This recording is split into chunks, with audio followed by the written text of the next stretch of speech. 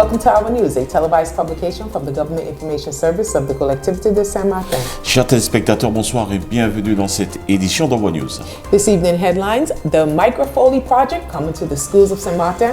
Nous parlerons du projet Microfoley, inspiré des folies du parc de la Villette, bientôt à Saint-Martin. First edition of the Student Orientation and Mobility Fair. La première édition du Salon de l'étudiant. 130 new recycling bins for our neighborhoods. Et pour terminer, 130 nouvelles corbeilles de tri dans nos quartiers. Voici les titres que nous développerons dans ce journal.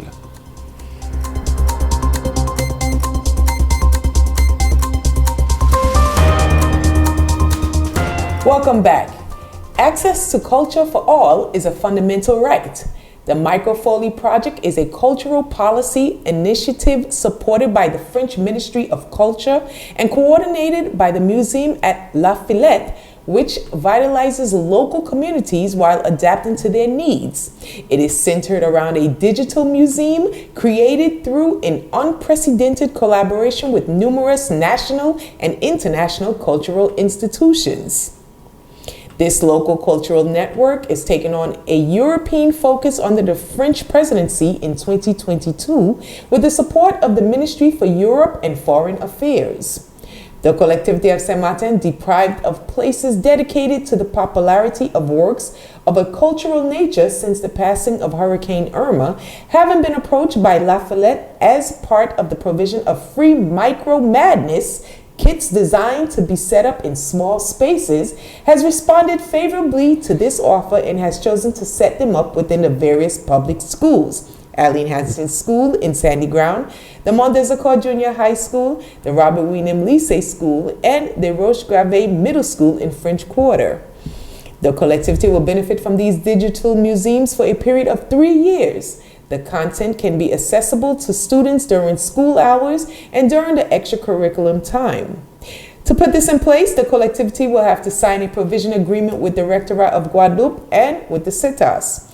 The Executive Council authorized President Mussington to sign the agreement with the La Fillette for the free provision of the Microfoley kits to be able to join the Microfoley network by paying a fixed fee of an annual amount of 1,000 euros, including tax. That's it.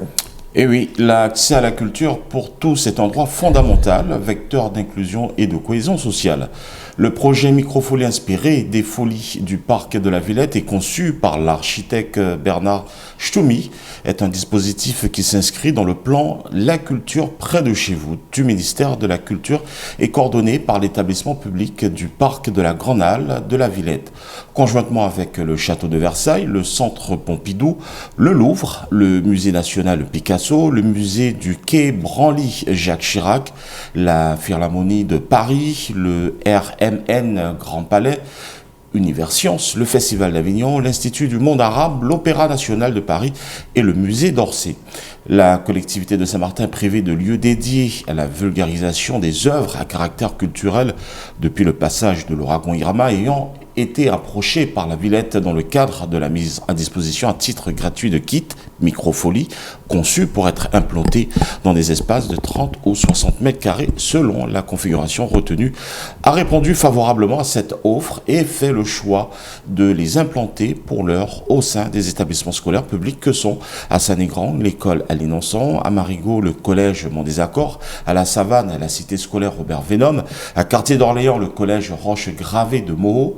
Il s'agit donc pour la collectivité de bénéficier sur une durée de 3 ans de musées numériques dont les contenus pourront être accessibles aux élèves sur le temps scolaire et aux enfants sur le temps périscolaire.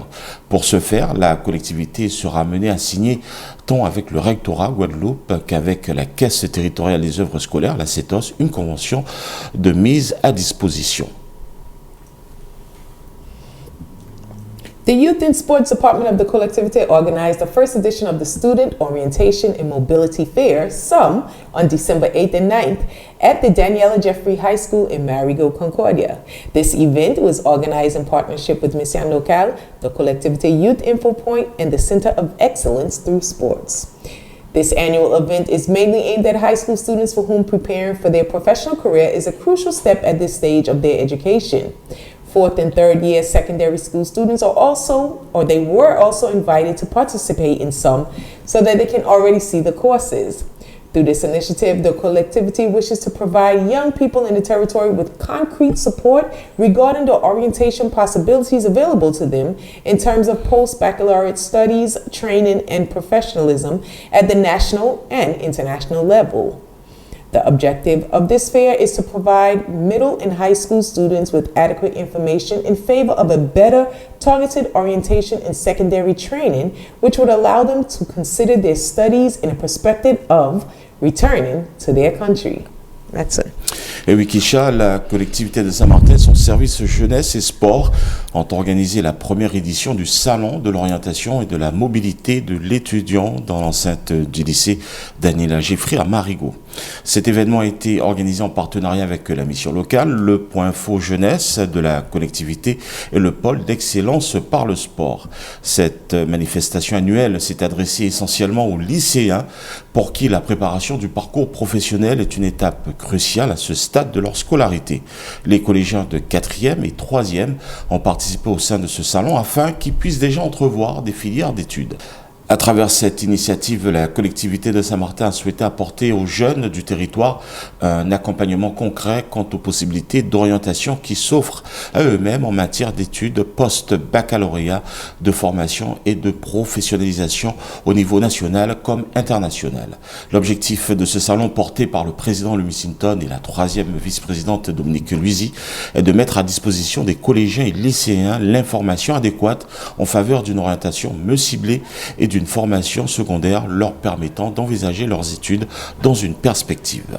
Oui, pour un début, je suis entièrement très satisfait de cette ouverture de ce salon, qui est un grand événement parce qu'il s'agit de prendre en considération notre jeunesse, aider notre jeunesse à se prendre en charge. Son avenir est devant elle, mais nous devons apporter un plus dans le sens où, à travers ce salon, ils auront la possibilité de comprendre quels sont les choix qui s'offrent à eux. Et pour moi, de ce point de vue, c'est une réussite.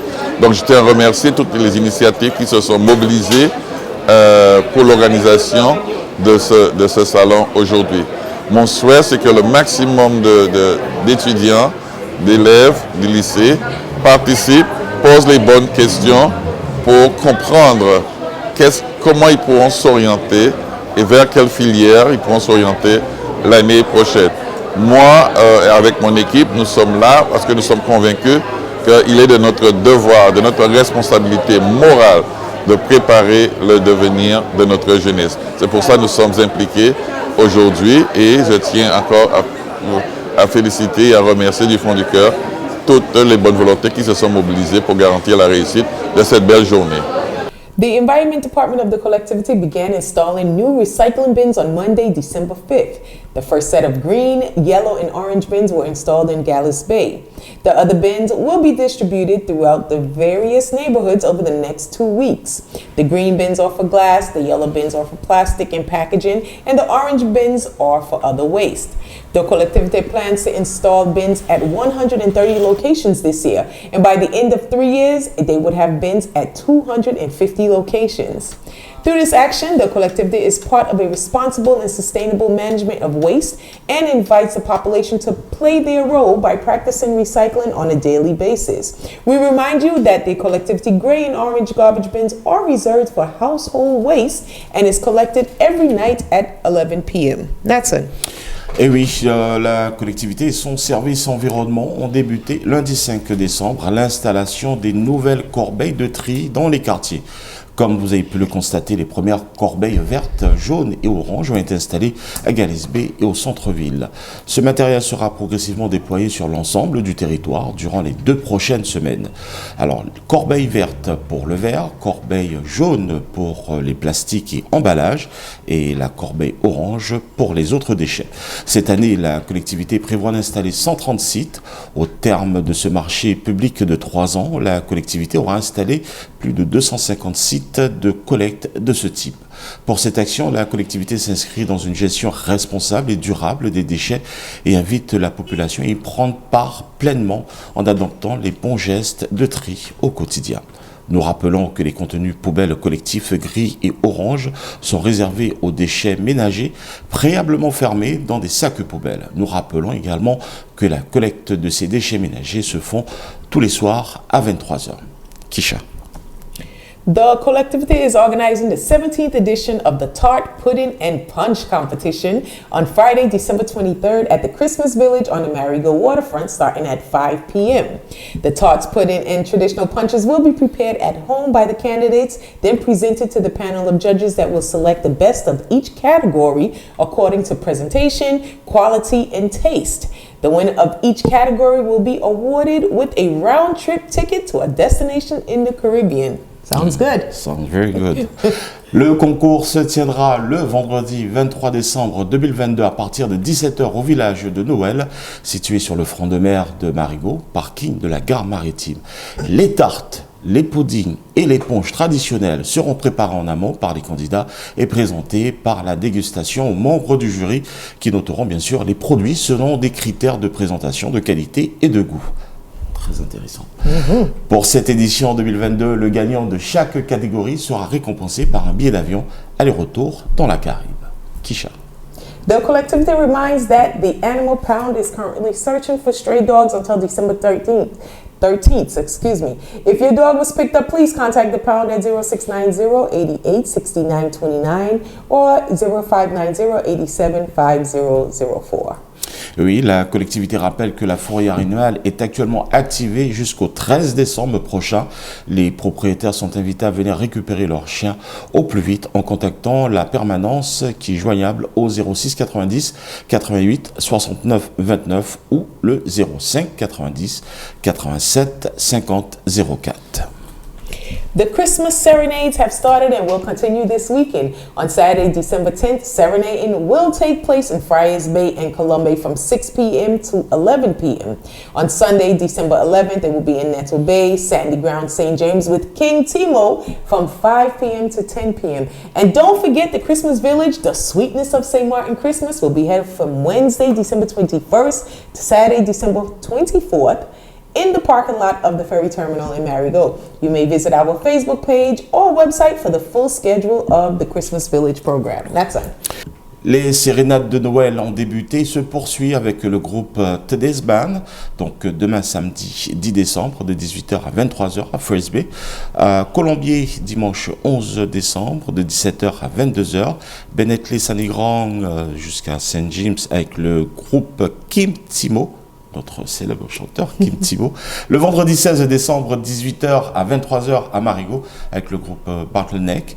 Pour rappel, le village de Noël de Sweetness of St. Martin Christmas aura lieu du mercredi 21 décembre au samedi 24 décembre 2022 sur le parking de la gare maritime à Marigot. Le Noël des enfants, le 21 de 15h à 19h, suivi d'une animation familiale de 19h à 22h. Et pour terminer, Kisha, le concert de Noël, le 22 décembre de 19h30 à 23h. Le concours de tarte, comme nous l'avons mentionné tout à l'heure, tarte et pudding, Xmas Shending, le 23 décembre de 17h à 20h, en partenariat bien sûr avec l'Office de tourisme. Les festivités se poursuivant bien sûr le jour de l'an avec le concert pour la paix Peace Concert 2023 et son feu d'artifice le 1er janvier 2023 au soir sur le front de mer de Marigot.